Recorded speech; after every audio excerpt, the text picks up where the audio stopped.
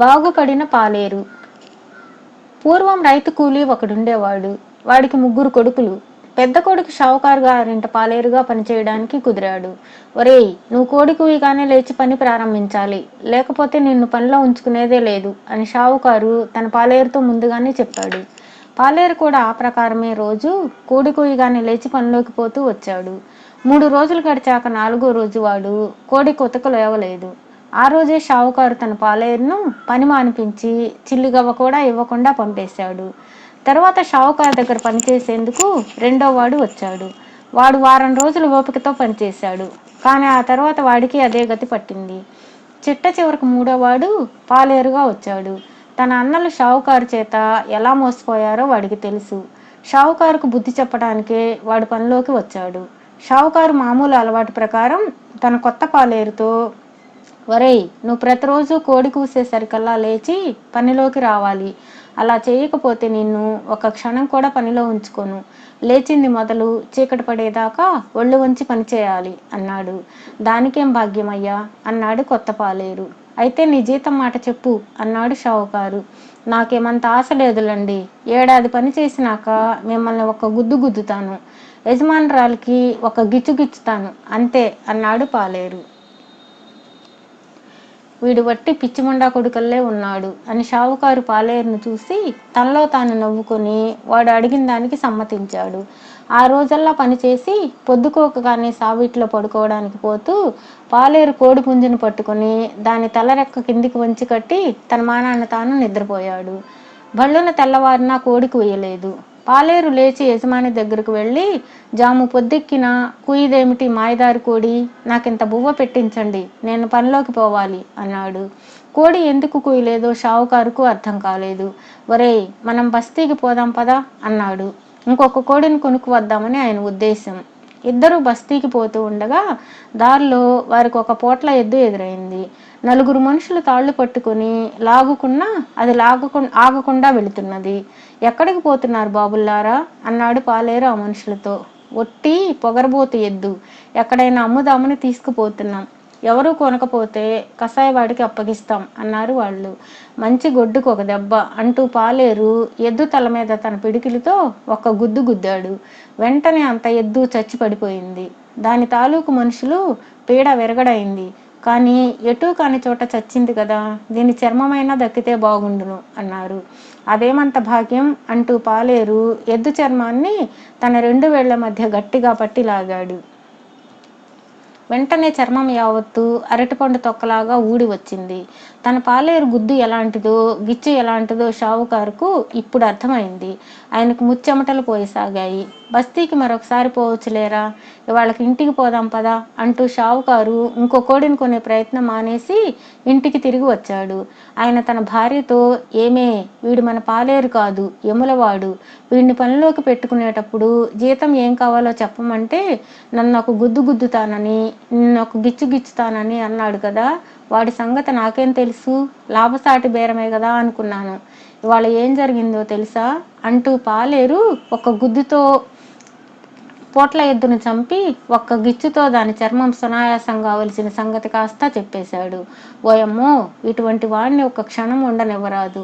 నేను చెప్పినట్లు చేస్తే వీడు పారిపోతాడు. ఇవాళ సాయంకాలం మందను తోలుకొని ఇంటికి రాగానే ఒక ఆవు రాలేదని వంక పెట్టి చీకట్లో వాడిని అడవికి పంపు. అక్కడ వాడిని ఏ క్రూర మృగమో పొట్టను పెట్టేసుకుంటుంది. లేకపోతే ఈ రాక్షసుడితో మనం వేగలేం అన్నది షావుకారి భార్య. దుర్మార్గములో ఆవిడ తన మొగుడికి ఏమాత్రమూ తీసుకోదు. షావుకారుకి ఈ సలహా బాగా నచ్చింది.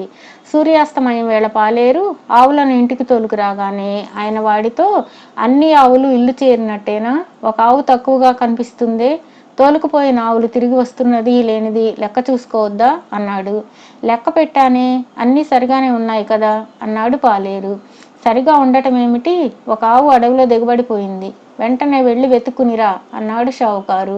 తానే పొరబడ్డానేమో అనుకుని పాలేరు చీకట్లో పడి అడవికి వెళ్ళాడు. తిరగగా వాడికి ఒక కొండ గుహ బయట ఒక నల్లని ఆకారం కనిపించింది.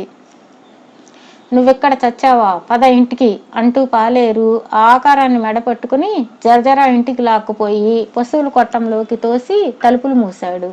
వాడు అడవిలో నుంచి లాక్కు వచ్చినది ఒక ఎలుగుబంటి. అది వాడు గమనించనే లేదు.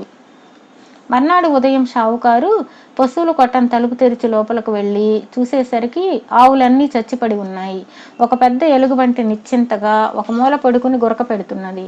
దానిని చూస్తూనే షావుకారు అదిరిపడి బయటకు పారిపోయాడు. తరువాత ఆయన గుండెలు బాదుకుంటూ పాలేరు దగ్గరకు వెళ్ళి, చూసావట్రా, ఎక్కడదో ఎలుగుబంటి మన ఆవుల కొట్టంలోకి వచ్చి ఆవులన్నిటినీ చంపేసింది అన్నాడు ఆయాసపడుతూ. పాలేరు వచ్చి చూసి, నిజమేనండి, నేను రాత్రి అడవి నుంచి తెచ్చి పడేసింది. ఒకవేళ ఈ ఎలుగుబంటినేమో, చీకట్లో నేను పోల్చుకోలేకపోయాను అన్నాడు. గుండె గుబగుబలాడుతూ షావుకారు తన భార్య దగ్గరకు వెళ్ళి జరిగిందంతా చెప్పాడు. అంతా విని ఆ ఇల్లాలు, వీడిని పిశాచాలు పీక్కు తినా, మనకెక్కడ దాపురించాడో వీడు అన్నది. పిశాచాలంటే జ్ఞాపకం వచ్చింది. వీడిని వదిలించుకోవాలంటే వీడిని పిశాచాలకు అప్పగించాలి అంటూ షావుకారు పాలేరు దగ్గరకు వచ్చి, ఒరేయ్, ఉత్తరాన మన పొలం అవతల పిశాచాల మడుగున్నది తెలుసు కదా, అందులో ఉంటున్న పిశాచాలు మనకు చాలా అద్దె బాకీ ఉన్నాయి, వెంటనే వెళ్ళి వసూలు చేసుకునిరా అన్నాడు. అవి మనకంత బాకీ ఉన్నాయండి అని అడిగాడు పాలేరు. ఇచ్చినంత పట్టుకురారా, వాటితో మనకు బేరాలేమిటి అన్నాడు షావుకారు. సరేనని పాలేరు ఒక మోపు జనపనార తీసుకుని పిశాచాల మడుగు వద్దకు వెళ్ళి కూర్చొని తాడుతో పేనుతూ ఉన్నాడు.